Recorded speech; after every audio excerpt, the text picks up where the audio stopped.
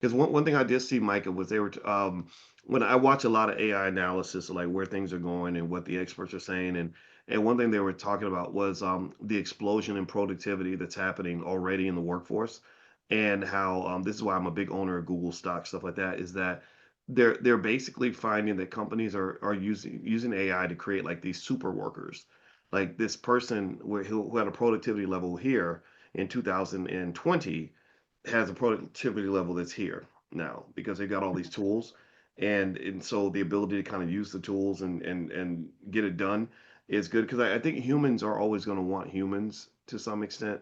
Like I just don't think definitely when it comes to physical interactions with other people that you work with, you just don't want to interact with robots all the time. But digitally the AI has a personality and it can feel like you're talking to a person, but again, like I know I'm talking to you and you're a person, and that would be different if it was like, okay, here's Micah the robot and she's going to tell us all about it, and like that just would seem kind of weird. So what do you see for 2026 going forward? Like, have you seen anything that's sort of like an emerging trend that people should be aware of or be thinking about right now as we go into the new year? Yes, and this is why we did the challenge the other night on creating your own on creating your own AI app. The majority of my colleagues that are like succeeding in this space right now, and they are influencers and content creators as well. Their whole thing has been like vibe coding, and they've noticed a new stream of income by creating a very simple project or platform that resolves one problem and being able to push it and pitch it to their audience. So then now what I've noticed is not only are they able to create monthly reoccurring revenue from that, because they also had the audience in place and the product was resolving a problem, they are actually now able to take that project and be able to sell it for way more money, cash out, which is really cool, and be able to use the cash on another business venture that they might want to go work on. So Mm, we're talking about thinking strategically to speed things up for yourself. You mm, know, that's all there is to it. And I do not see that trend going anywhere.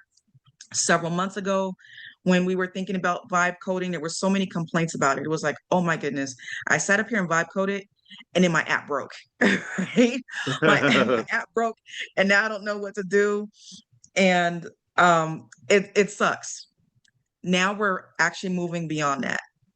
The AI has mm, learned, the agents that it's using to build actually knows how to go in and troubleshoot. It knows how to go in and test for issues, right? It knows how to go in and read kind of like what your ideas or inputs are and fix the whole thing in record time for minimal cost.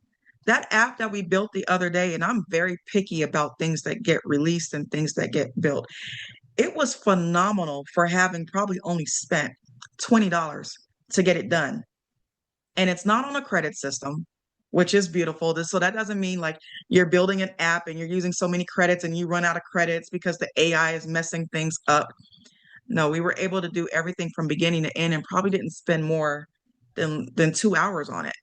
And we're talking app, front end system, back end system where your customer is able to where they are able to log in and track their credits and track usage. Okay, we're talking about the AI being able to connect to Stripe's API. The last time I built an app with a human team, that process in itself was probably like a week. And when I looked at it, there was no way I would have known what I was doing. And it absolutely did take a professional developer to figure out, Stripe's API to be able to connect it to an app. When I saw the agent go in there, the agent went to Stripe's website itself. The agent itself looked through the documentation to figure out how to get the job done in seconds. When it figured out how to get the job done, it was like, okay, we're going to go back in here. We're going to plug all of this in. And it worked. I couldn't believe it. I couldn't yeah. believe it because human people who I would want to do something like that are probably charging, more than likely charging $100 or more per hour to get that done. And it may take them 10 or 20 hours or more. Yeah. Yeah, Why are we yeah. I walking away mean, from opportunities?